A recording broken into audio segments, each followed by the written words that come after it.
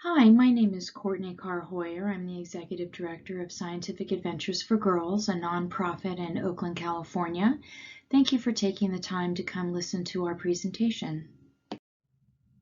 Scientific Adventures for Girls, or SAFG as we like to call it, was started about 5 years ago as a mother of a young daughter who was very scientifically minded and loved to build and create things.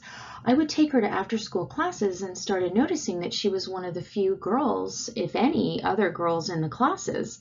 A former colleague of mine and friend, Tiffany Sprague, who also had a young daughter, was having a similar experience. We decided to look into doing some research around what resources were available to girls to get them engaged in STEM. This was fun stuff, and we wanted more girls to take part in it. In doing our research, we found what most of you probably already know, that there's very few women going into these STEM fields, especially minorities. There are going to be many STEM jobs available in the future with not enough people to take those jobs. And on top of that, they make people who work in the STEM industry make sometimes double of what those who are not in STEM related jobs do. And also how important it is to have women involved in innovation and minorities to have everybody at the table.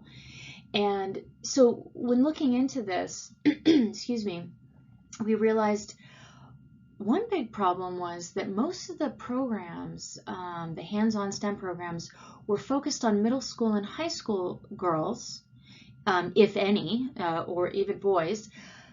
And the problem was that research is showing that children will start losing interest in STEM as early as second, third, and fourth grade. So with science and math, they start thinking, oh, this is too difficult for me. This isn't something it's too hard. That's something a boy does. That starts when you're really young. So, we wanted to do something about it.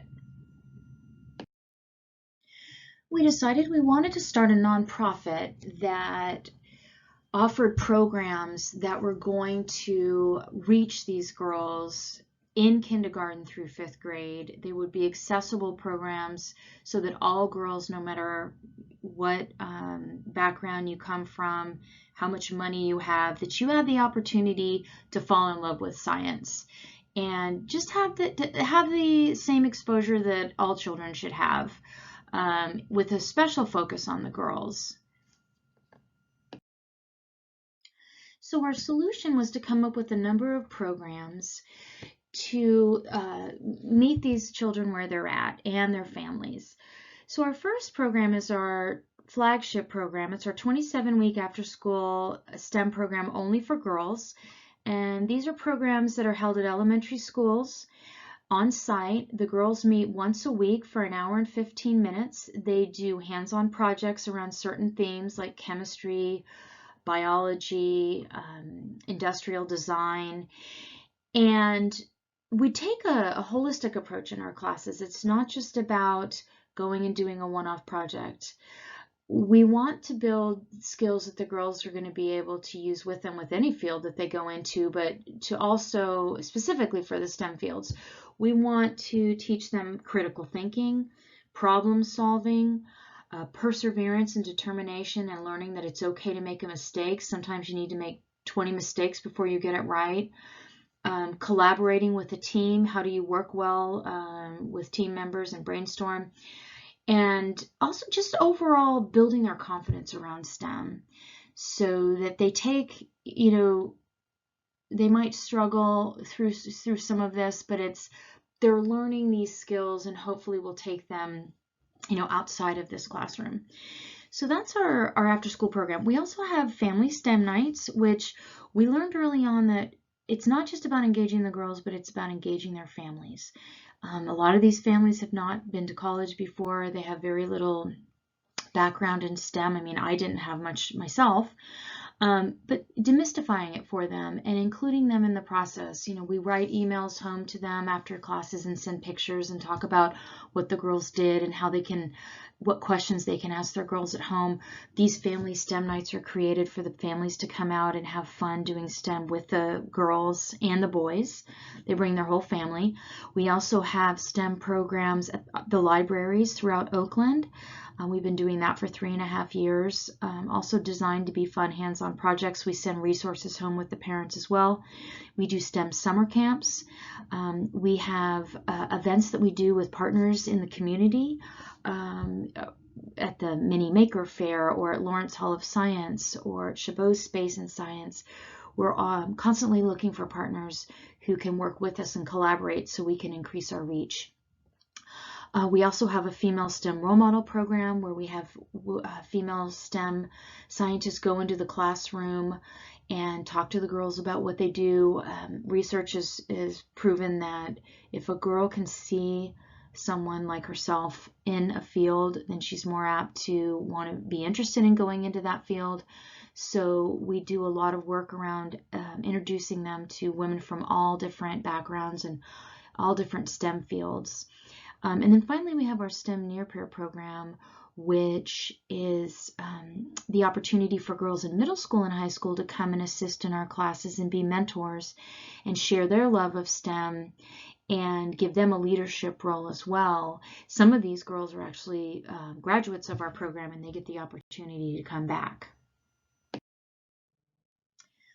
We are pretty proud of the impact that we've had in a short period and also on an incredibly lean budget.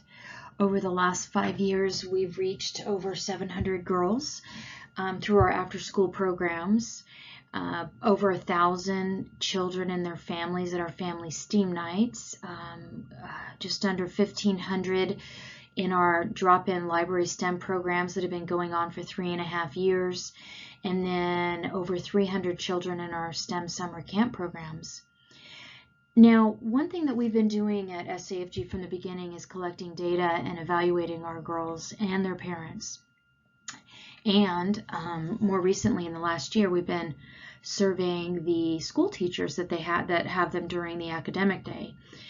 And one of the things we're trying to gauge is their interest in science and also their science identity. We want these girls to start thinking that they can be scientists themselves. We've been pretty pleased with our results. 86% of them are interested in science. 83% of the teachers say that the girls in the SAFG programs show a greater improvement or interest in science than the rest of the class.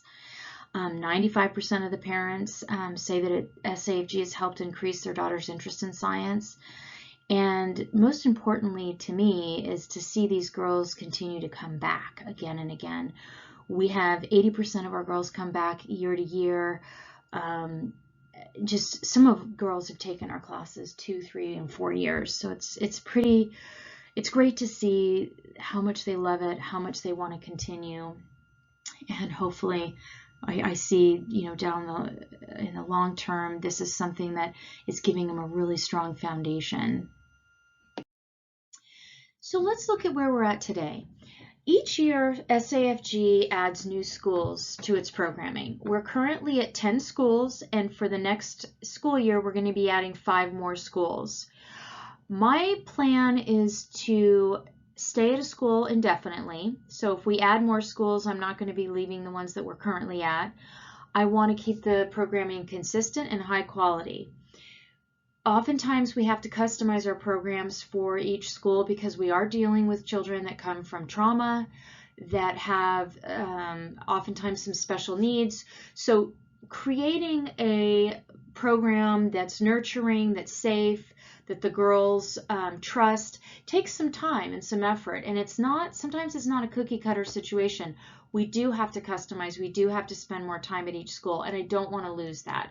I think we've done a great job up until now, and that's something I want to continue doing at each school that we add.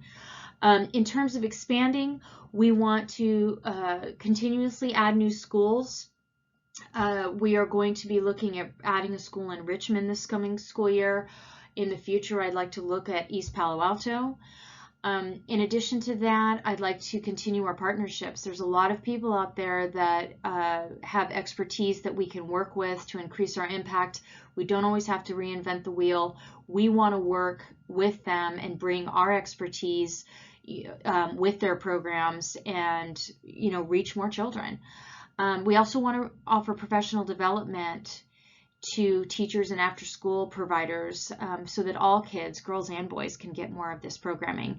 And in the future, we'd like to expand outside of the Bay Area a little bit and offer a model where others can take what we're doing and reach more girls out in, Central California and elsewhere.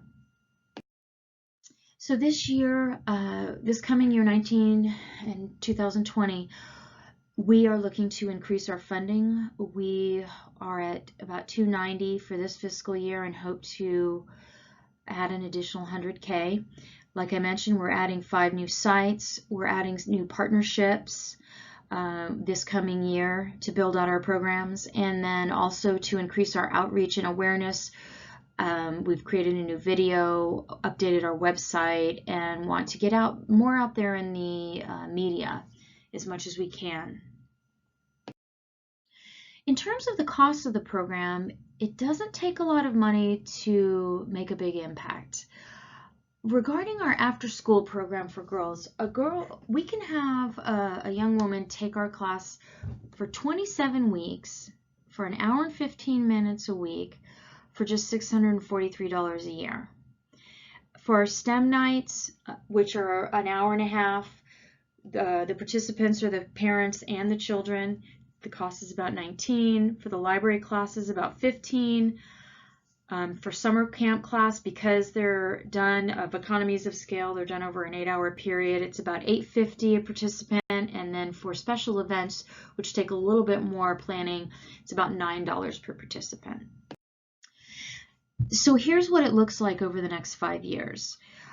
As I mentioned, what we're aiming for this coming fiscal year is $390,000 and adding on about $100 each year up until about 2022, where we even off a little bit.